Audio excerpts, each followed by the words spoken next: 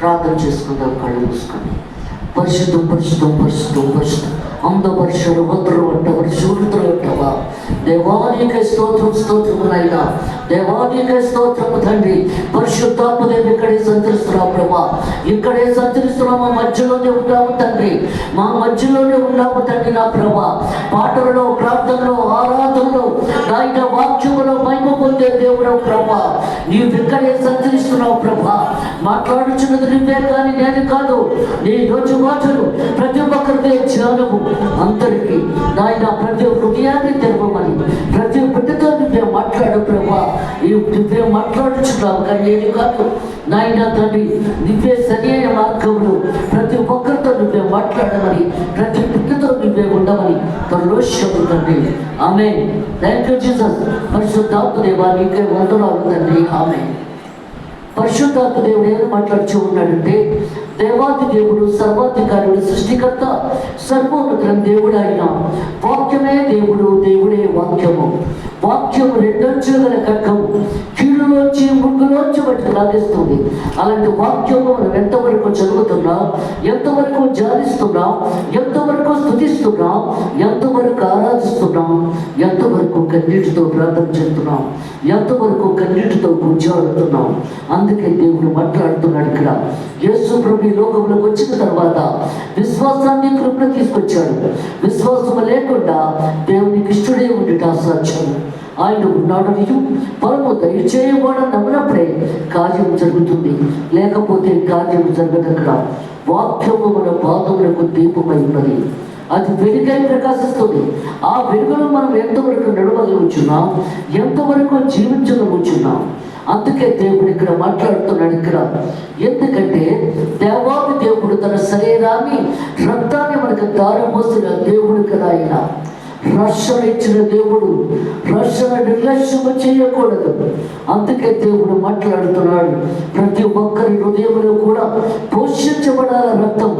దేవుడి రక్తం ప్రతి ఒక్కరిలోని పోషించబడాలి. అప్పుడే మనం దేవుడి సన్నిధిలో పవిత్రంగా ఉన్నట్టు అవుతుందని దేవుడు మాట్లాడుతున్నాడు ఇక్కడ. వారు భోజనం చేయుచుండగా యేసుకు రొట్టె పట్టుకొని దాన్ని ఆస్వాదించి విరిచి తన శిష్యునికి ఇచ్చి, మీరు తీసుకొని తినండి, ఇది నా శరీరం అని చెప్పారు. ఎందుకంటే దేవుడి శరీరం, ఎందుకంటే మనిషి శరీరం మనం తెలియలేము కదా. ఆయన మనిషి కుమారుడుగా వచ్చాడు. ఆయన రూపాన్ని మనకి అద్భుత కార్యం దేవుడు చేసి చూపెడుతున్నాడు. తన శరీరాన్ని రొట్టె రూపంలో ఆయన మనకి ఇస్తున్నాడు. అది తినమని చెప్తున్నాడు. రొట్టె విరిచి ఇచ్చాడు అక్కడ. అందుకే దేవుడు మాట్లాడుతున్నాడు ఇక్కడ. ప్రతి ఒక్కరికి ఆ రొట్టె తన శరీరము. అందుకే దేవుడు మాట్లాడుతున్నాడు. చిత్రవదనం ఇచ్చిన దేవుడు ఆయన. అందుకే ఎందుకని డొక్కలో పొడి చేశారు.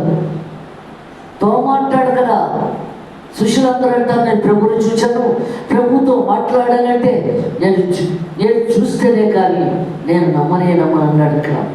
నేను వేలు పెట్టి చూడాలి, దేవుడి శరీరంలో వేలు పెట్టి చూడాలి, డొక్కలో వేలు పెట్టి చూడాలి, అప్పుడే నేను నమ్ముతాను. మరి మీరు కూడా అనుకున్నారా? వేలు పెట్టి చూడాలనుకుంటున్నారు. అక్కడ ప్రభు వచ్చేసాడు. రా, వేలు పెట్టి చూడు. వర్షరవా అందవర్షరవత్రవట్టవా, వేలు పెట్టి చూడు. డొక్కలో వేలు పెట్టి చూడు, చేతిలో వేలు పెట్టి చూడు. కాళ్ళలో ఇంకా కూడా రక్తము శరీరము, ఎందుకంటే నీరు రక్తముగా మారి ఇంకా కారుతూనే ఉన్నది. అని శరీరములో ఇంకా కారుతూనే ఉన్నది. వేలు పెట్టి చూడు. ఎందుకంటే దేవుడిని మనం ప్రతి నిమిషము సిలువెక్కించేస్తున్నాం. ఆయన్ని ప్రతి తప్పు చేసి, అబద్ధమాడి, మోసము చేసి, ఎగతాళి చేసి, ఎందుకని ప్రతి నిమిషం అది సిలువెక్కిస్తూనే ఉన్నాం. అందుకే దేవుడు మాట్లాడుతున్నాడు. ఎందుకంటే పేతుర్ని దేవుడు చెప్తున్నాడు అక్కడ. ఏమని చెప్తున్నాడు అక్కడ? ఎందుకంటే దేవాది దేవుడు, సర్వాధికారుడు, సృష్టికర్త, సర్వోన్నతుల దేవుడు అయినా దేవుడు చెప్పిన మాట వినకుండా అయినప్పుడు నువ్వు తలకిందలుగా సిలువేయబడతావు అన్నాడు పేతుర్ని. జైల్లో దేవుడు మాట్లాడేది అక్కడ, నువ్వు తలకిందలుగా సిలువేయబడతావు. అప్పుడు పరిగెట్టిపోతున్నాడు జైల్లో నుంచి. తలకిందులుగా నేను సిలువెక్కలేను, నేను తలకిందులుగా సిలువెక్కలేను. శ్రమ, వేదన, సిలువెక్కాలి. ప్రతి మనిషి కూడా సిలువెక్కాలి. మన కోసం అని ప్రాణం ఇచ్చిన దేవుడు సిలువెక్కాలి. అక్కడ సిలువెక్కు, తలకిందులుగా సిలువేయబడతానన్నాడు అక్కడ. అందుకే దేవుడు మాట్లాడుతున్నాడు ఇక్కడ. జీవాధిపతిని దేవుడు, సర్వాధికారి, సృష్టికర్త. యోహాను, పేతురు కూడా సముద్రం మధ్యలో నడిచి వెళుతుండగా, ఎందుకంటే సముద్రం మీద డబ్బు సంపాదించారు వాళ్ళు. అందుకే కదా సేవకుల్ని ఉద్యోగం చేయలేబడి దేవుడు. డబ్బు చూసి వాడు దేవుడిని మర్చిపోతారేమో, సరిగ్గా చేయలేరేమో అని ఉద్యోగం చేయలేబడు. అందుకంటున్నాడు, ఒక పూట ఉద్యోగం చేసి ఒక పూట సేవ చేస్తారంటే కుదరదు. పూర్తిగా సేవ చేయాలి రోజంతా కూడా. దేవుడికి కావాల్సింది. అందుకు దేవుడు ఏం చేశాడంటే పేతుర్ని, యోహాన్ని కూడా సముద్రంలో నడిపిస్తూ మాట్లాడుతున్నాడు. ఎందుకంటే డబ్బు సంపాదించిన వాడు ఎలా మాట్లాడతారని చెప్పి నడుస్తున్నాడు దేవుడు అక్కడ. అప్పుడు అంటున్నాడు యోహాను కుమారుడు మీద సీమోను, అక్కడ సీమోనుతో పేతురుతో అంటున్నాడు, అందరికన్నా నన్ను ఎక్కువగా ప్రేమిస్తున్నావా అని అడిగాడు. ప్రేమిస్తున్నాడు ప్రభు అన్నాడు. అందుకే దేవుడు మాట్లాడుతున్నాడు ఇక్కడ. జీవా బాబు సరిగ్గా లేదా, అదే ఒకటి చూడు అమ్మాయికి. హలో, అప్పుడు దేవుడు మాట్లాడుతున్నాడు అక్కడ. నడుస్తున్నప్పుడు దేవుడు కూడా నడుస్తూ ఉన్నాడు. అప్పుడు చెప్తున్నాడు అక్కడ, ఎందుకంటే అందరికన్నా, ఎందుకంటే దేవుడితో కలిసి జీవించారు కదా వాళ్ళు. పడుకున్నారు, కలిసి భోజనం చేశారు. దేవుడు అంటున్నాడు కదా, మిమ్మల్ని మనుషులు బట్టే జాలనగా చేస్తారని చెప్పాడు కదా దేవుడు అక్కడ. అందువలన ఆయన నడుస్తున్నాడు, ఏం మాట్లాడతారని చెప్పి. యోహాను కుమారుడైన సీమోను, అందరికన్నా నన్ను ఎక్కువగా ప్రేమిస్తున్నావా అని అడిగాడు. ప్రేమిస్తున్నాను కదా ప్రభా అన్నాడు. కానీ దేవుడికి తృప్తి లేదు. నువ్వు కూడా అలాగే అంటున్నావు, ప్రేమిస్తున్నాను పెదవుల ద్వారా చెబుతున్నావే కానీ నీ పూర్ణ హృదయముతో, నీ పూర్ణ శక్తితో, నీ పూర్ణ వివేకముతో నువ్వు చెప్పలేకపోతున్నావు అక్కడ దేవుని దగ్గర. దేవుడితో నువ్వు చెప్పలేకపోతున్నావు అక్కడ. ఇక్కడ దేవుడు అడుగుతున్నాడు ఇక్కడ. జీవాధిపతిన దేవుడు, సర్వాధికారిని సృష్టికర్త, సర్వోన్నతుల దేవుడు ఆయన. మనుషులు మోసం చేసి దేవుడిని మోసం చేయకూడదు. అందరికన్నా ఎక్కువగా ప్రేమిస్తున్నావా అన్నాడు అక్కడ. ప్రేమిస్తున్నాను కదా ప్రభా, ప్రేమిస్తున్నాను, ఇదే ఎక్కువగా ప్రేమిస్తున్నాను అన్నాడు అక్కడ. ఆయనకి తెలుసు నీ హృదయ రహస్యం ఏమిటో, నువ్వు ఎలా దేవుడిని ప్రేమిస్తున్నావో ఆయనకి తెలుసు. నువ్వు ఆయనకి నా గొర్రెలు కాయవా, నా గొర్రెలు కాయవా, కాస్తాను ప్రభు అన్నాడు. కానీ అక్కడ ఆయన తృప్తి లేదు. గొర్రెల్ని కాస్తానన్నప్పుడు మనసు పూర్తిగా కాస్తానని చెప్పాలి అక్కడ. అందుకే దేవుడు మాట్లాడుతున్నాడు ఇక్కడ. జీవాధిపతిన దేవుడు, సర్వాధికారుడు, సృష్టికర్త, సర్వోన్నతుల దేవుడు ఆయన. ఈయనకి ఆపరేషన్ జరుగుతున్నప్పుడు 3 డాక్టర్లు లోపల చేస్తున్నారు. అప్పుడు దేవుడు వచ్చి అంటున్నాడు, ఇంత పెద్ద ఆపరేషన్ చేసి మీ ఆయన నీకు అప్పగిస్తున్నాను కదా, నాకు ఏమిస్తావు అని అడిగాడు. ఏమిస్తావు అని అనకూడదు ప్రభా, నువ్వు ఎలా చేయాలో చెప్పు, నన్ను ఏం చెయ్యమంటావో చెప్పు, అది ఏమిస్తావని కాదు. నువ్వు వాటరే నేను చేసేస్తాను, నువ్వు శ్రీలకోటం నడిపించు, అందరూ నువ్వే వెళ్తున్నావు కానీ వాళ్ళు నీ దగ్గరికి రాలేదు, వాళ్ళు వస్తారు అని చెప్పి దేవుడు అక్కడ చెప్పేటప్పటికీ అందరూ కూడా నా దగ్గరికి వచ్చారు. అలాగే ఇక్కడ కూడా దేవుడు, నా గొర్రెల్ని ప్రేమిస్తున్నావా, నా గొర్రెల్ని కాస్తావా అని అడిగినప్పుడు మనసు పూర్తిగా వెళ్ళలేకపోయాడు. రెండోసారి మళ్ళా అన్నాడు దేవుడు, నన్ను ప్రేమిస్తున్నావా పేతురు అన్నప్పుడు, ప్రేమిస్తున్నాను ప్రభా, మరి నా గొర్రెల్ని కాయవా, కాస్తాను అన్నాడు అక్కడ. మూడోసారి దేవుడు చెప్తున్నాడు, నన్ను ప్రేమిస్తున్నావా అన్నప్పుడు, ప్రేమిస్తున్నాను కదా ప్రభా. ఇసుకుదల వచ్చింది అక్కడ. దేవుడి గురించి ఇసుక్కోకూడదు, సేవకుడు ఇసుక్కోకూడదు. వచ్చు నాకు, ఎందుకంటే నా బిడ్డలకు బాగోలేదు, నాకు బాగోలేదు అని 10 సార్లు అడుగుతారు అక్కడ. చేయి ప్రార్థన, 10 సార్లు అడిగినా నువ్వు చేయవలసిందే. చేయనని అంటారు కలిగేది అక్కడ. కోపడకూడదు అనుకుంటున్నారు. అయ్యగారు చాలా ఇదిగా మాట్లాడేవారు, అమ్మగారు అందరికీ లోకం ఇచ్చేస్తున్నారు. ఎంత వర్షమనయ్యా. లోకము కాదది. ప్రేమతో దేవుడు మాట్లాడమంటున్నాడు, ప్రేమతో ప్రార్థన చేయమంటున్నాడు. అది అందుకే దేవుడు మాట్లాడుతున్నాడు. ఇక్కడ సేవకులు అలాగే ఉండాలి. ఆ తర్వాత వాళ్ళు మాట్లాడినా మాట్లాడకూడదు. మోషే అన్నాడు కదా, 10 ఆర్జుల పలకని ఇసురు కొడతాడు. ఆ చేసిన తప్పిదాలకి త్రాగేసి తప్పుడు పనులు చేస్తున్నప్పుడు ఇసురు కొడతాడు. అప్పుడు దేవుడు చెప్పాడు, నేను కోప్పడినా పర్వాలేదు కానీ నువ్వు సేవకుడివే ఉండి నువ్వు కోప్పడకూడదు అన్నాడు అక్కడ. అందుకే దేవుడు మాట్లాడుతున్నాడు ఇక్కడ. జీవాధిపతిన దేవుడు, సర్వాధికారుల సృష్టికర్త. ఇక్కడ ఎందుకంటే ఎర్ర సముద్రము దాటించి మోషే తీసుకొస్తున్నాడు. అగ్ని స్తంభాన్ని, మేఘ స్తంభాన్ని బట్టి వాడికి కోపం వచ్చేస్తుంది. ఇశ్రాయేలు జనాంగానికి, మమ్మల్ని ఎందుకు తీసుకొచ్చావు ఇక్కడ? మాకు మంచినీళ్ళు లేవు, మాకు భోజనం లేదు, ఏమీ లేదు, నువ్వు అంటే చంపేస్తామంటున్నారు మోషేని. అప్పుడు దేవుడితో అన్నాడు, మమ్మల్ని చంపేస్తానండి నన్ను, మరి ఏం చేయమంటారు ప్రభు అనగానే బండ మీద కొట్టి నా నామాన్ని, దేవుడు ఏమన్నాడు, నా నామాన్ని బండ మీద కొట్టి నీరు వచ్చినప్పుడు ఎదుర్కొంటున్న చెట్టు కొమ్మ విరిచి నీటిలో పడాయి, మంచి నీరుగా మారుతుంది. కానీ మోషే ఏం చేశాడు? దేవుని నామాన్ని కొట్టలేదా తొందరపాట్లో. మనము కూడా తొందరపాట్లో ఏదో గవాలను మాట్లాడేస్తుంటాం. ఆ మాటను వెనక్కి తీసుకోగలవా? తీసుకోలేవు. నువ్వు మాట్లాడిన మాటని వెనక తీసుకోలేవు. అక్కడ ఇక్కడ దేవుని నామాన్ని కొట్టలేదు. ఇక్కడ కొట్టకుండా మామూలుగా కొట్టేశాడు. ఒక తప్పుగా ఇచ్చాడు దేవుడు అక్కడ. రెండో తప్పు 10 అర్జునులు కొట్టడం. ఆయన అగ్నితో రాశాడు ఆ 10 అర్జునులు కూడా. అప్పటికే 3,000 మంది చంపేశాడు ఇశ్రాయేలు జనాంగాన్ని దేవుడు వాడు చేసిన తప్పిదానికి.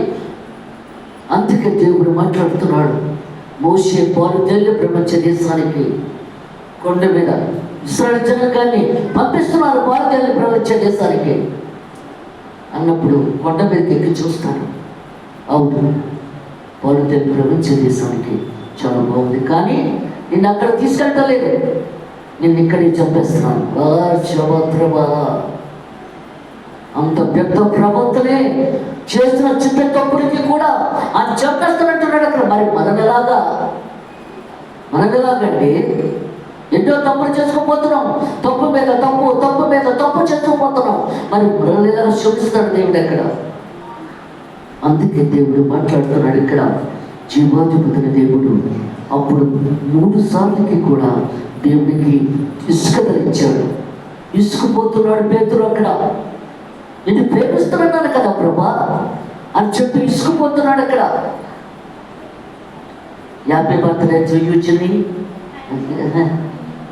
అందుకే దేవుడు మాట్లాడుతున్నాడు ఇక్కడ.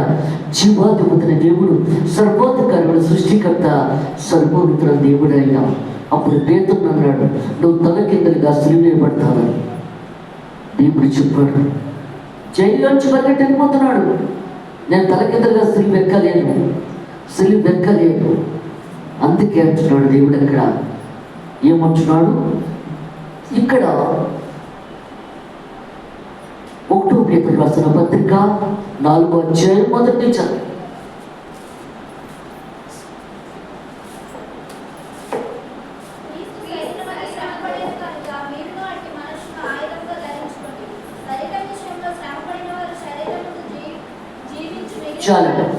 చాలు చిన్న.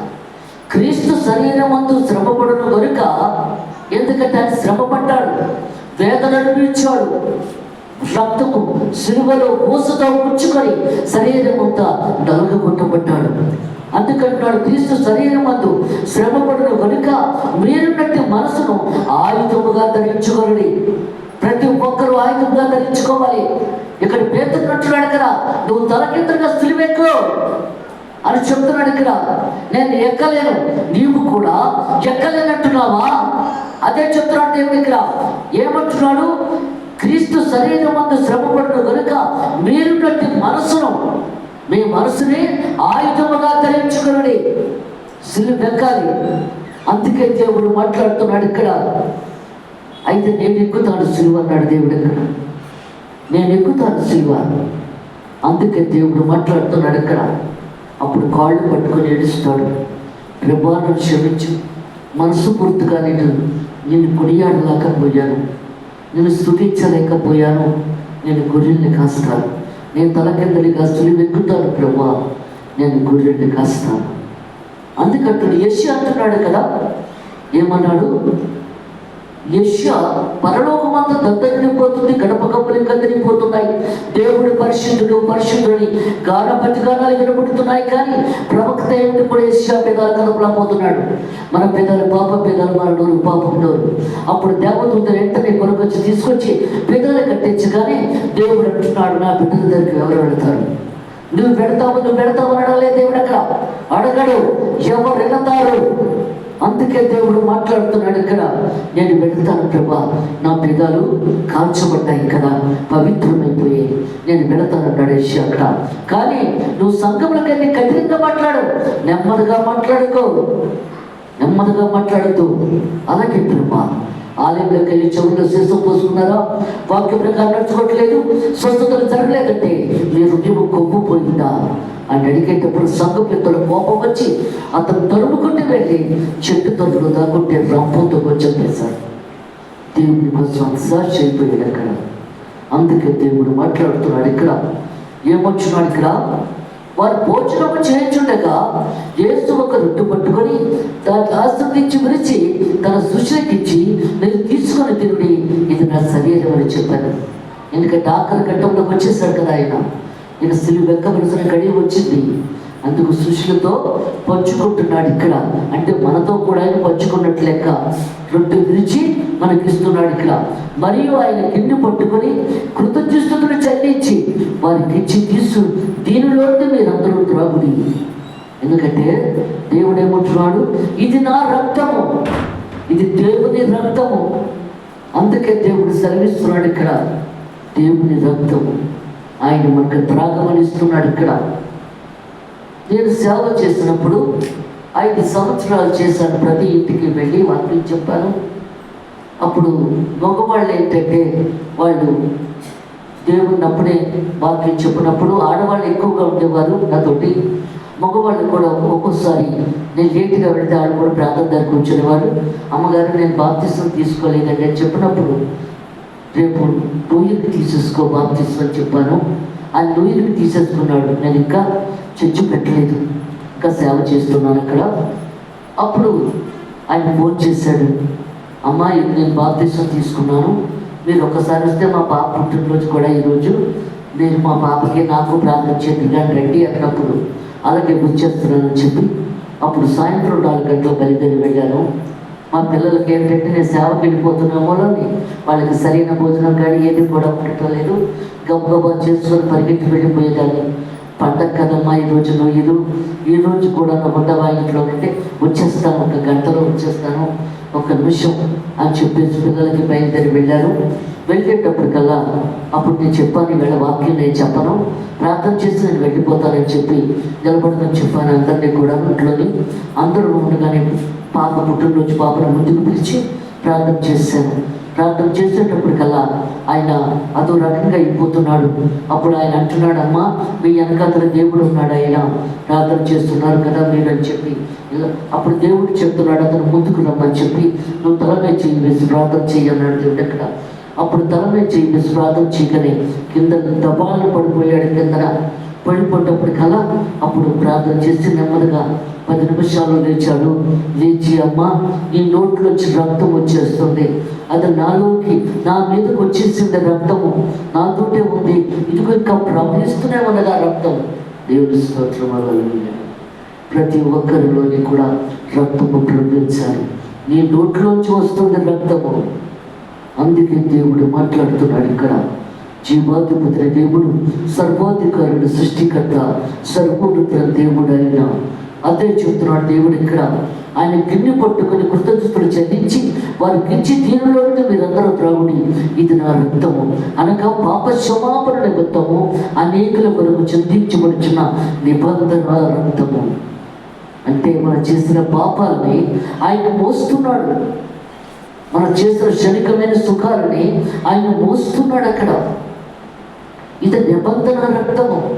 మీ అందరికీ నా రక్తాన్ని, ఎందుకంటే పరిశుద్ధమైన రక్తాన్ని ఇస్తున్నాను.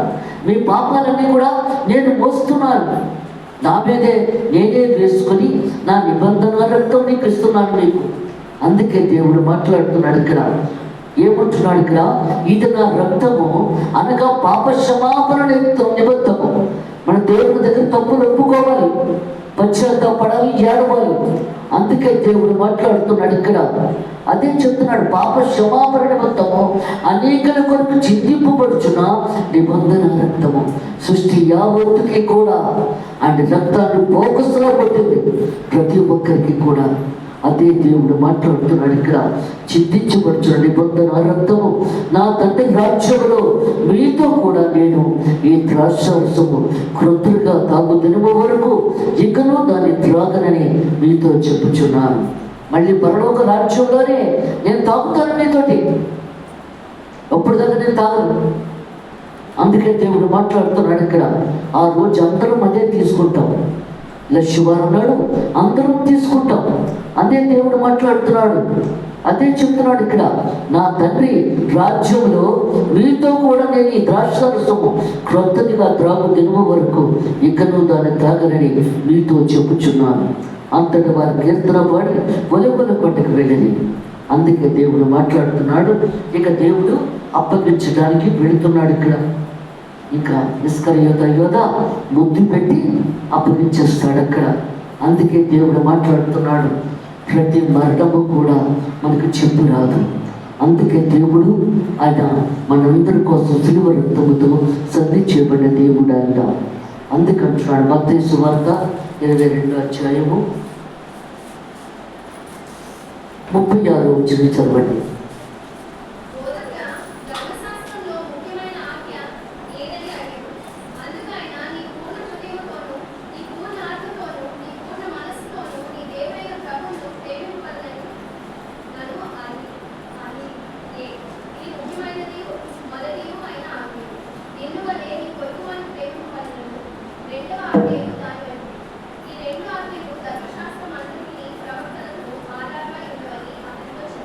చాలు.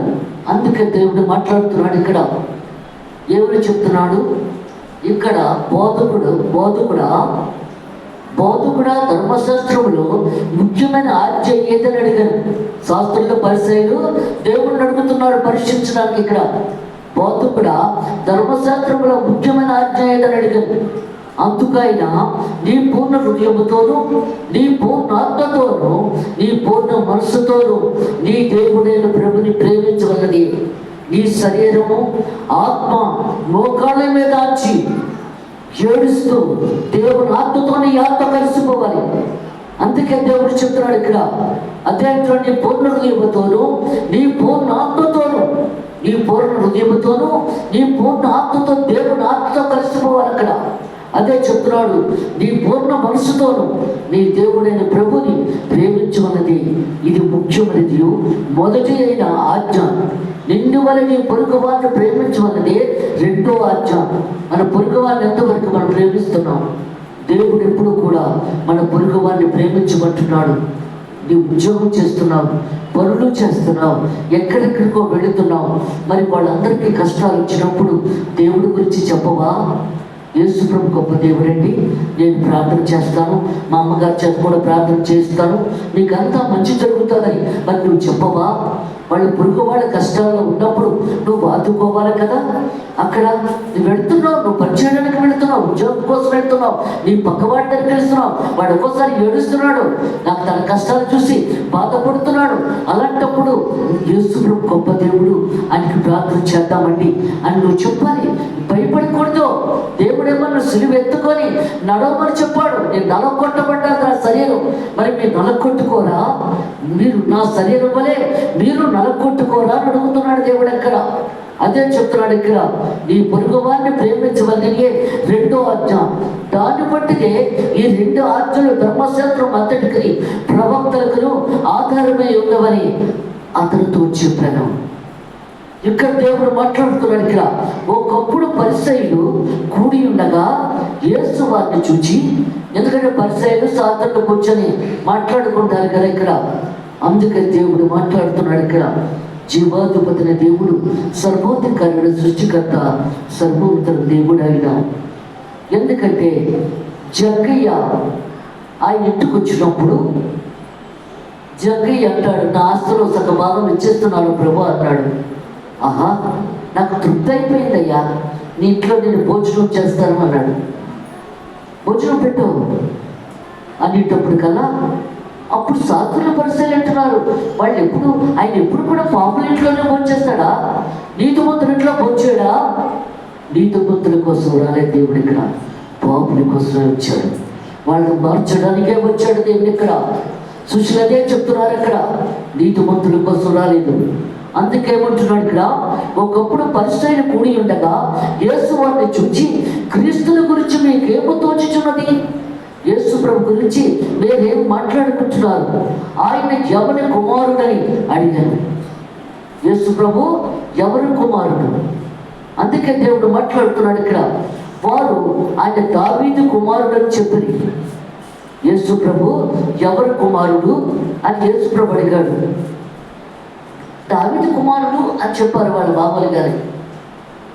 అందుకు ఆయన అలాగైతే, ఎందుకంటే కీర్తనలు దావీదు గారు రాసిందే.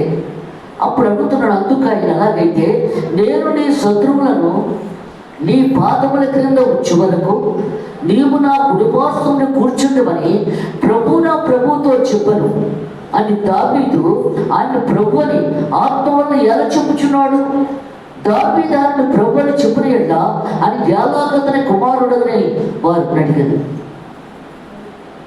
మీతో కూడా దేవుడు అదే మాట్లాడుతున్నాడు ఇక్కడ, అదే అడుగుతున్నాడు ఇక్కడ. ఎందుకంటే దావీదు కుమారుడు చెప్తున్నారు కాబట్టి, మరి తండ్రి కుడిపార్శ్వాలు కూర్చొని ఈ శత్రువు నీ బాధపీఠం వచ్చే వరకు నా కుడిపార్శ్వాన్ని కూర్చున్నాము అని చెప్పుచున్నాడు కదా. దానికి అర్థం ఏమిటి అని దేవుడు ఇక్కడ ప్రశ్నిస్తున్నాడు. ఇక్కడ ఎవడు మారుమాట చెప్పలేకపోయాడు. అందుకంటున్నాడు ఆయన ఎలాగో తన కుమారుడు అని వారిని అడుగగా శాస్త్రులు అడుగుతున్నాడు.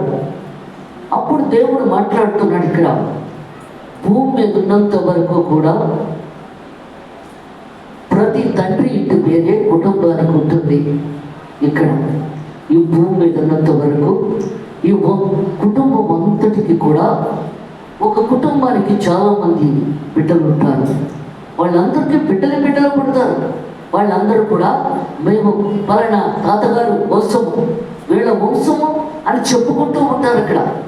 అలాగే ఇక్కడ దావీదు వంశంలో వచ్చి యేసు ప్రభు పుట్టాడు. అందుకే దేవుడు మాట్లాడుతున్నాడు, ఈ భూమి మీద ఉన్నంత వరకు చచ్చిపోయిన తర్వాత ఎవరికి ఏది కూడా ఉండదు. ఎవరికి వాళ్ళు యమునాతీతిగానే బ్రతుకుతారు. ఈ భూమి మీద ఉన్నంత వరకే ఈ ఆప్యాయతలు, ప్రేమలు, ఇవన్నీ ఇంటి పేర్లు, ఇవన్నీ కూడా పెట్టుకోవలసింది మామూలుగా ఇక్కడ మనంత వరకే. అందుకే దేవుడు మాట్లాడుతున్నాడు, చనిపోయి పరలోక రాజ్యానికి వెళ్ళిన తర్వాత అక్కడ తండ్రితోటి మనం ఉండాలి, ఆయన బిడ్డలుగానే మనం ఉండాలి ఇక్కడ. అందుకే దేవుడు మాట్లాడుతున్నాడు ఇక్కడ అదే చెప్తున్నాడు ఇక్కడ, దావీదు చిగురైన యోధా గోత్రపు సింహము యేసు ప్రభు. దావీదు చిగురైన యోధా గోత్రపు సింహము యేసేపు దావీదు వంశంలోంచి పుట్టాడు. ఆయన గర్భంలోంచి పుట్టాడు యేసు ప్రభు. యూదు కులస్తుల్లో పుట్టాడు. యూదు కులస్తుల్లోంచి యేసు ప్రభు వచ్చాడు.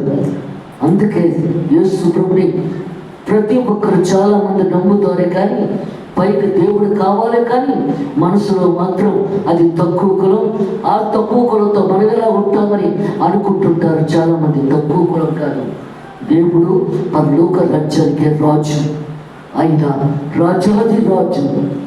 అందుకంటున్నాడు, శుభకర్జన గాండ్రిస్తాడు ఆయన, పరలోక దూరానికి తీసుకెళ్ళేవాడు ఆయనే. అది ప్రతి ఒక్కరు తెలుసుకోలేకపోతున్నారు. అందుకే దేవుడు మాట్లాడుతున్నాడు ఇక్కడ, అదే ప్రశ్నించాడు. ఎందుకంటే దావీదు చిగురైన యోధా గోత్రపు సింహము పరలోక రాజ్యం వెళ్ళిన తర్వాత, ఎందుకంటే ఇక్కడ చనిపోయి 3వ దినాన్ని లేచి 40 రోజులు ఇక్కడే సంచరించి పరమునకు బయలుదేరాడు ఆయన. వెళ్ళిన తర్వాత తండ్రి తొడ మీద కూర్చున్నాడు కుడి పార్శ్వంలో. దేవుడు అప్పుడు అంటున్నాడు, తండ్రి నీ శత్రువు నీ బాధపేట వచ్చరకు నా కుడిపార్శ్వలో కూర్చుంటాను.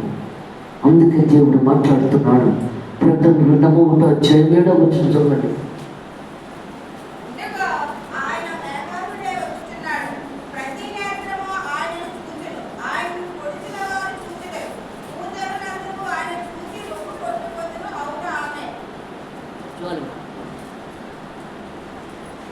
ఇదిగో ఆయన మేఘాల నుండే వచ్చుతున్నాడు. ఎందుకంటే యేసు ప్రభు మేఘాల నుండే వస్తున్నాడు. అందుకే చెప్తున్నాడు, ఇదిగో ఆయన మేఘాల నుండే వచ్చుతున్నాడు, ప్రతి నేత్రం ఆయన చూచును, ఆయన పొడిచిన వారు కూడా చూచెదరు.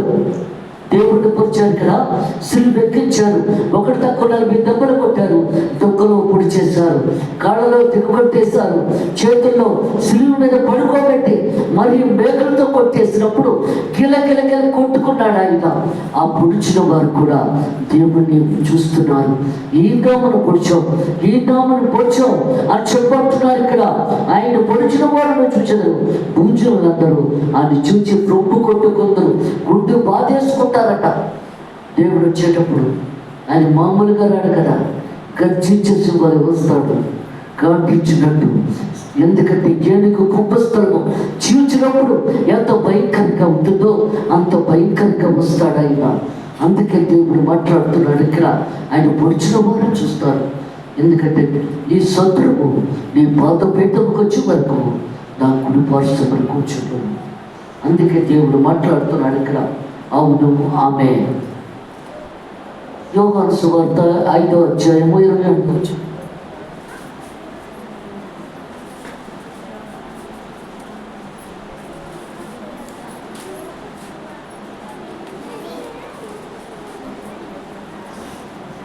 ఐదో అధ్యాయం 28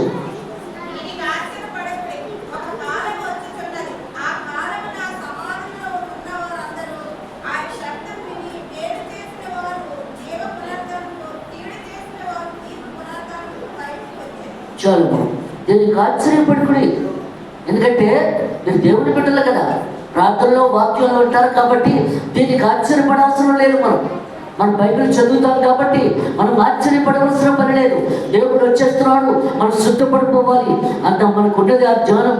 అందుకంటున్నాడు, దీనికి ఆశ్చర్యపడుకుని ఒక కాలం వచ్చుచున్నది, ఆ కాలమున సమాధిలో ఉన్న వారందరూ ఆయన శబ్దము విని మేలు చేసిన వారు జీవ పునరుత్థానమును, ఎందుకంటే మంచిగా ఉన్న వాళ్ళకి పరలోక రాజ్యం దేవునితో పాటు వెళ్ళిపోతారు. మహిమ శరీరంతో దేవుడు ఇంకా సమాధులు బద్దలైపోతాయి. అందుకే దేవుడు అంటున్నాడు ఇక్కడ, ఎందుకంటే దడ బద్దలైపోతాయి అన్నీ కూడా మహిమ శరీరంతో. ఎందుకంటే దేవుడు వచ్చేస్తున్నాడు ఎక్కడి నుంచో. తండ్రి ఇంకా మాట్లాడుతున్నప్పుడే సమాధిలో ఉన్న వారందరికీ ప్రభు వచ్చేస్తున్నాడు. మనం ఆయనతో పాటు పరలోక రాజ్యానికి వెళ్ళిపోతామన్న సంతోషంలో ఉంటుంది మంచి వారికి, ప్రార్థనలో ఉన్న వారికి, తప్పుడు పనులు చేసే వారికి కాదు. అదే జడ్జిమెంట్ మాట్లాడుతుంది ఇక్కడ. ప్రేమ దేవుడితో కలిసి కన్నీళ్లు కార్చిన వారికి, ఏడ్చే వారికి, ఆయనతో కలిసి జీవించిన వారికే వారికి సంతోషంగా ఉంటుంది. తప్పు పని చేస్తున్న వారికి, బాబోయ్ దేవుడు వచ్చేస్తున్నాడు, మనం ఎక్కడ నరకంలోకి వెళ్ళిపోవాలో, ఎక్కడ జడ్జిమెంట్లో నిలబడిపోవాలో అని భయపడుతూ ఉంటారు. అలాంటి భయం నీకు అవసరమా? నీకు అవసరమా అంటే భయం? దేవుళ్ళ జీవించు, నీవు కూడా ధైర్యంగా ఆయనతో వెళ్ళగలవు. ఎందుకంటే తప్పు చేసిన క్షమిస్తానంటున్నాడు దేవుడు ఇక్కడ. పశ్చాత్తాపడమంటున్నాడు, కన్నీరు కార్చమంటున్నాడు, నేను క్షమిస్తాను అని చెప్తున్నప్పుడు నువ్వెందుకు కాగాలి? ఈ భూమి మీద ఉన్నంత వరకే, నీ ప్రాణము ఈ భూమి మీద ఉన్నంత వరకే క్షమాగుణం ఉంటుంది. చచ్చిపోయిన తర్వాత ప్రభా ఇంత ఎలా ఉంటుందని నాకు తెలియదు అంటే దేవుడు కోలా ఉంటుంది అక్కడ. చల్లగా ఉన్నా ఎచ్చుగా ఉన్నా నువ్వు వెచ్చుగా ఉన్నావు అంటున్నాడు దేవుడు అక్కడ. ఎందుకు సేవకులను పెట్టాడు? ఇదంతా చెప్పడానికే కదా. అందువల్ల నువ్వెందుకు తెలుసుకోలేకపోయేవారు దేవుడు అడిగినప్పుడు, తెలియలేదు ప్రభా, క్షమిస్తావా ప్రభా అని నువ్వు పోరు ఆ పరలోక ద్వారం దగ్గర ఏడ్చిన ప్రయోజనం ఉండదు. ఇక్కడే నువ్వు క్షమించమని మంచిగా నువ్వు వారిని వచ్చినా నువ్వు దేవుడితో కలిసి జీవించగలవు. ఇక్కడ ఏమొచ్చున్నాడు? ఇక్కడ మేలు చేస్తున్న వారు జీవ పునరుద్ధారకులు, కీడి చేస్తున్న వారు, కీడి తల పెడితే ఎవరికైనా ఏదైనా మంచి చేయాలనుకుంటే మంచి చేయి, లేకపోతే మాట్లాడుకుంటే ఊరుకో, కీడు మాత్రం తలపెట్టకు. అందుకంటాడు, కీడు చేసిన వారు తీర్పు పొందుతానికి బయటకు వచ్చేదరు. జడ్జిమెంట్లో నిలబడిపోవాలి. ఎందుకంటే జడ్జిమెంట్ ఎలా ఉంటుందో భయంకరంగా ఉంటుంది అక్కడ. అందుకే దేవుడు మాట్లాడుతున్నాడు అక్కడ. అందుకే దేవుడు అడిగిన జవాబుకి నువ్వు దొరకలేదు, మాట్లాడలేవు అక్కడ ఆయన అడిగిన దానికి. అందుకే దేవుడిని ఈ సంతలో కన్నీటి కూర్చోమని దేవుడు మాట్లాడుతున్నాడు ఇక్కడ. అదే చెప్తున్నాడు ఇక్కడ. లూకా సువార్త 5వ అధ్యాయము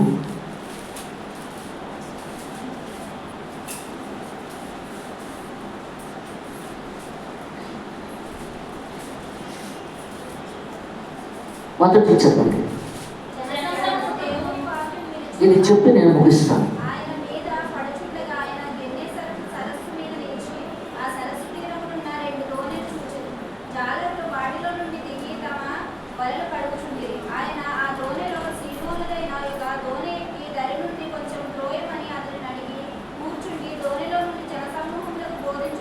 చాలు. అందుకే దేవుడు మాట్లాడుతున్నాడు. సీమోను దోణి ముందుగా నిర్ణయించేసుకున్నాడు పేతురుని తన సేవకుడిగా నిర్ణయించుకోవడానికి. అందుకే దేవుడు మాట్లాడుతున్నాడు ఇక్కడ. అందుకే దేవుడు చెప్తున్నాడు, జనసమూహము దేవుని వాక్యం విడిచి ఆయన మీద పడుచుండ్రి. మీద పడిపోతున్నాడు దేవుని మీద. ఆయన కూర్చోడానికి చోట్లేదు. కూర్చొని వాక్యం చెప్తామంటే అక్కడ సముద్రం పట్టిన వాళ్ళు పొలాలు కడుక్కుంటుండగా, ఎందుకంటే సీమోను ప్రేమిస్తున్నాడు కదా ఆయన. అప్పుడు సీమోను దోణి ముందుకు జరిపి ఆ దోణి మీద కూర్చొని వాక్యం చెప్తున్నాడు అక్కడ. వాక్యం అయిపోయింది, పూర్తి చేసేసాడు అక్కడ. చేసిన తర్వాత వాళ్ళ రాత్రంతా చేపలు పట్టారు, కానీ ఒక చేప కూడా దొరకలేదు. అలాగే దేవుణ్ణి ముందు పెట్టుకుని నడవకపోతే మనకు కూడా ఒక చేప కూడా దొరకదు. అందుకే దేవుడు మాట్లాడుతున్నాడు ఇక్కడ. దేవుని ముందు పెట్టుకునే నడవాలి. అదే దేవుడు సెలవిస్తున్నాడు ఇక్కడ. అదే అంటున్నాడు, ఆ సరస్సు తీరమున్న 2 దోణులను చూచెను. జాలర్లు వాటిలో దిగి తమ వరలు కడుగుచుండి ఆయన దోణిలోని సీమోనుదని ఒక దోణి ఎక్కి దాని నుండి కొంచెం త్రోయమని అతను అడిగి కూర్చుండి దోణిలోని జలసమూహంకు బోధించి చూడాడు. అందులో కూర్చొని, ఎందుకంటే పేతుర్ని అతను అద్దుకుంటాడు. అందుకంటున్నాడు కదా, యేసు ప్రభు అడుగుతున్నాడు, నేను ఎవరు అనుకుంటున్నారు అని అడిగాడు ప్రజలు.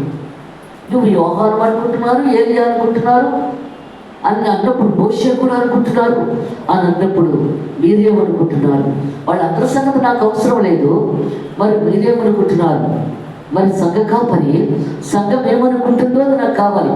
బయట వాళ్ళు ఎవరేమనుకున్నా నాకు అవసరం లేదు, నా ఇంట్లో వాళ్ళు ఏమనుకున్నా నాకు అవసరం లేదు, నా సంఘం నన్ను ఏమనుకుంటుందో అది కావాలి నాకు. అలాగే దేవుడు కూడా ఇక్కడ అదే అడుగుతున్నాడు. వాళ్ళందరి సంగతి నాకు అవసరం లేదు, ప్రజల గురించి మీరేమనుకుంటున్నారు, నాతో వెంబడిస్తున్నారు కదా అని అన్నప్పుడు పేతురు అంటాడు, ఈ లోకము రావాల్సిన దేవుడి కుమారుడైన క్రీస్తు అనుకుంటున్నాము అన్నారు.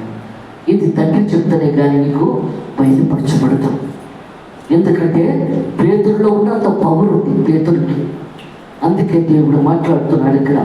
అలాగే ఇక్కడ కూడా పేతురుని ఇంకా నిర్ణయం తీసుకుంటున్నాడు, సేవకుడిగా తీసుకోవాలని. ఆయన పోటులోనే కూర్చొని వాక్యం చెప్పేస్తున్నాడు ప్రజలకి. జనం కిటకిటలు ఆడిపోతున్నారు. అందుకంటున్నాడు, ఎందుకంటే ఆయన నోటి మాటలు ఎందుకంటే ప్రతి ఒక్కరు కూడా నోటి మాటలు మన హృదయించాము దేవునికి అంగీకారంగా ఉండాలి, ఇష్టమైనట్టు ఉండాలి. మనం మాట్లాడినప్పుడు కానీ ఏదైనా చేసినప్పుడు కానీ ఉండాలి మనకి ఇష్టమైనట్టుగా. అలాగే దేవుని మాటలు జీవపు మూటలు. అందుకంటున్నాడు, జీవపు మూట అంటే ఆయన జీవమే మనలోకి వచ్చేస్తుంది. ఆ వాక్యం చెప్పేటప్పుడు ఆ జీవమే మనలోకి వచ్చేసినప్పుడు, మన జీవముతో ఉన్నప్పుడు ఆ వాక్యం ఒక మధురముగా ఉంటుంది. ద్రాక్షారసము కన్నా మధురముగా, చుట్టు తేనెల కన్నా మధురముగా ఉంటుంది అక్కడ. అందుకే దేవుడు మాట్లాడుతున్నాడు అక్కడ. వివాహం చేస్తున్నప్పుడు అక్కడ యేసు ప్రభుని, ఎందుకంటే ఆయన 5 బాణాల నిండా నీరుని ద్రాక్షారసముగా చేశాడు అక్కడ.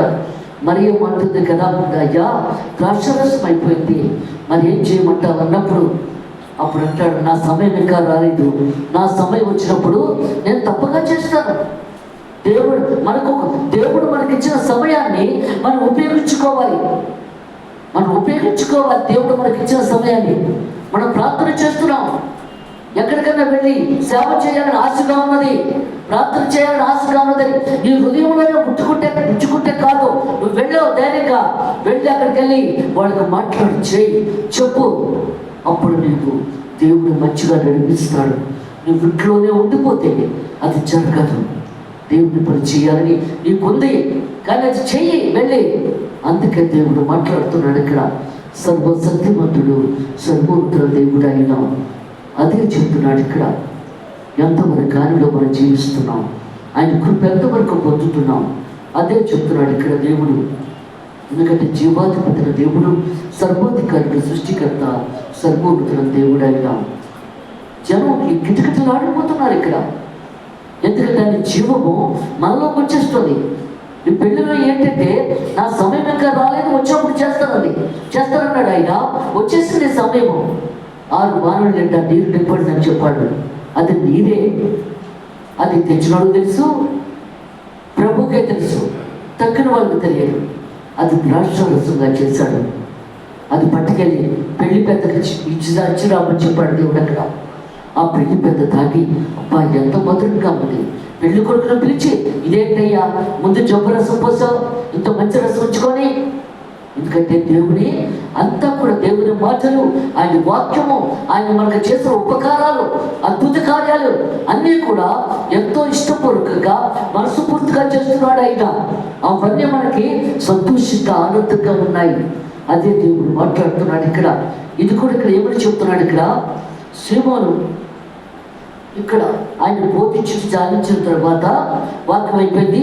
నువ్వు దోణిని లోతుగా నడిపించి చేపలు పట్టుటకు మీ వరలు వేయడని సీమోనుతో చెప్పగా, లోతుగా దించి చేపలు పట్టండి అన్నాడు ఇక్కడ. లేదు ప్రభా, రాత్రంతా మేము ఒక చేప కూడా మాకు పడలేదు అని అన్నప్పుడు, నువ్వు అన్నావు కదా, అందుకు లోతుగా దించి మేము పడతామని చెప్పన్నాడు. 153 చేపలు, రకాలకు చేప. మనుషులు లోబడటం లేదు, కానీ చేపలు, జలచరాలు, జంతువులన్నీ లోబడుతున్నాయి దేవుడికి, కానీ మనుషులమే లోబడలేకపోతున్నాం. వాక్యం వేసిన తర్వాత మెట్లు దిగేటప్పుడు మర్చిపోతున్నాం, మారలేకపోతున్నాం. 153 చేపలు, రకాలకు చేప. ఆశ్చర్యపోయారు, వాళ్ళ పిగిలిపోతుంది. పక్కన వాళ్ళని పిలిచి సహాయం చేసి, అది చూసి పేతురు ఆయన పాదాల మీద పడిపోయి, ప్రభా నేను పాపిని, నన్ను క్షమించి వెళ్ళిపో నువ్వు అన్నాడు అక్కడ. నేను పాపిని ప్రభా. ప్రతి ఒక్కరిని పాపమని ఒప్పుకోవాలి. ఈగో అర్థం రాకూడదు దేవుడి దగ్గర. అందుకే దేవుడు ఊరుకోడు. నీ యోగం నీ దగ్గర ఉంచుకో, నీ గొప్పతనం నీ దగ్గర ఉంచుకో. నా దగ్గర మాత్రం నువ్వు తగ్గించి నీ పాపాన్ని ఒప్పుకోవాలి. ప్రతి ఒక్కరం కూడా అది ఒప్పుకున్న రుచిని పరలోక రాజ్యానికి వెళ్ళడానికి అవకాశం ఉంటుంది. అప్పుడు దేవుడు మాట్లాడుతున్నాడు ఇక్కడ. సీమోను ఏలుడవాడ, రాత్రంతా మేము ప్రయాసపడుతున్నాం కానీ మాకేమీ దొరకలేదు. అప్పుడు దేవుడు ఇలా మాట్లాడుతున్నాడు ఇక్కడ. తమకు సహాయం చేయవాలని వాళ్ళకి సైన్యం చేసి వారు వచ్చి 2 దోణులు మునిగినట్లుగా నింపి, సీమోను పేతురుని చూచి యేసు మోకాళ్ళ ఎత్తు సాగలపడి, ప్రభా నన్ను విడిచిపోము, నేను పాపాత్రుడని చెప్పాను. నన్ను విడిచిపోము, నేను పాపాత్రుడిని అని తన పాపాన్ని ఒప్పుకుంటున్నాడు. ఇక్కడ పశ్చాత్తాపడుతున్నాడు. అనగా వారు పట్టిన చేపలు రాశికి అతడును అతనితో కూడా ఉన్న వారందరూ విస్మయం పొందిరి. అలాగనే సీమోనుతో కూడా పాలువారిన జబదీ కుమారులకు యాకోబును, యోహానును విస్మయం పొందిరి. ఆశ్చర్యపడ్డారు. దేవుడు చేసిన కార్యాన్ని కంటికి కనిపించవు, మనుషుల హృదయానికి అగోచరములు. దేవుడు చేసిన కార్యాలు మనుషుల హృదయానికి అగోచరములు. నువ్వు ఆశ్చర్యపడిలా చేస్తాడు. ఇంట్లో నీ కుటుంబంలో దేవుడు ఆశ్చర్యపడిలా చేస్తాడు. అందుకే దేవుడు మాట్లాడుతున్నాడు ఇలా. నువ్వు అనుకుంటున్నావు నాకు ఇన్ని బాధలు ఉన్నాయి, వేదనలు ఉన్నాయి, ఇవన్నీ ఎలా అనుకుంటున్నావు, కానీ ఆయన ఆశ్చర్యపడేలాగా చేస్తాడు అక్కడ. అందుకే నువ్వు 40 రోజులు కన్నీటి కాచి ప్రార్థన చేసుకొని నీ పాపాలను ఒప్పుకో, అప్పుడు దేవుడు సంతోషపడతాడు. అందుకే దేవుడు అంటున్నాడు ఇక్కడ. ఏమంటున్నాడు? అందుకేసు భయపడకము, ఎప్పుడు నుండి నువ్వు మనుషులను బట్టి వాడిని ఎండు అని సీమోనుతో చెప్పాను. నువ్వు మనుషులు బట్టే జాగ్రత్త, వరేసును పట్టాలి మనుషుల్ని. నేను సేవకి వెళ్ళినప్పుడు ఒక కాఫీ తాగే వెళ్ళేదాన్ని. టిఫిన్ తింటే మళ్ళీ నాకు ఆకులు దొరకలేమోనని చెప్పి వెళ్ళి ప్రార్థనకి వెళ్ళాలి కదా. అందువలన కుటుంబం నన్ను పిలిచి వాక్యం చెప్పమ్మా, ప్రార్థన చెయ్యమ్మా అని అనాలి కదా. అందువలన కాఫీ ఒక్కటే తాగి ఎప్పుడు వచ్చేదాన్ని తెలియదు. ఆ ఇంటి దగ్గర ఏమైనా కాఫీ ఇచ్చినా ఏది ఇచ్చినా తాగి అప్పుడు వచ్చేదాన్ని. అలాగా చాలామంది దగ్గర 12 గృహాల దగ్గరికి వెళ్ళేదాన్ని. ప్రతి ఇంటికి కూడా 12 గృహాల దగ్గరికి వెళ్ళి వాక్యం చెప్పి ప్రార్థన చేసి వచ్చేదాన్ని. అందుకే దేవుడు మాట్లాడుతున్నాడు ఇక్కడ. ఒక దినాన్ని నేను దేవుడు చెప్తున్నాడు, టౌన్లో ఒక ఇంటికి వెళ్ళి నువ్వు ప్రార్థన చెయ్యి అన్నప్పుడు సిండియా దగ్గర నుంచి నేను సిండియాలో వాక్యం చెప్పేసేసి ఏమీ తెలియలేదు అక్కడ. అప్పుడు మధ్యాహ్నం 3-4 అయిపోయింది. బస్సు ఎక్కేటప్పటికల్లా ఆ ఊపికి కదిలించేశాడు డ్రైవరు. వెనక పడిపోతున్నాం. అప్పుడు ఎవరో వెనక్కి తోసి ఆ ముందు రాడ్డు పట్టుకునేలా చేశారు ఇక్కడ. ఎందుకంటే దేవుడు మనని కథలే ఉంటాడు, మనం చేసే సేవలోనే ఉంటాడు ఆయన మనతోటి. అందుకే దేవుడు మాట్లాడుతున్నాడు. ఎందుకంటే అంత కష్టపడి చేసిన సేవకి దేవుడు ఈ దినాన్ని మిమ్మల్ని అందరినీ నాకు ఇచ్చాడు. అంత గొప్ప దేవుడు ఆయన. మీ అందరికీ కూడా వందనాలు చెల్లిస్తున్నాను. దేవుడు పరిశుద్ధ వాక్యం దీవించుగాక. ఆమేన్.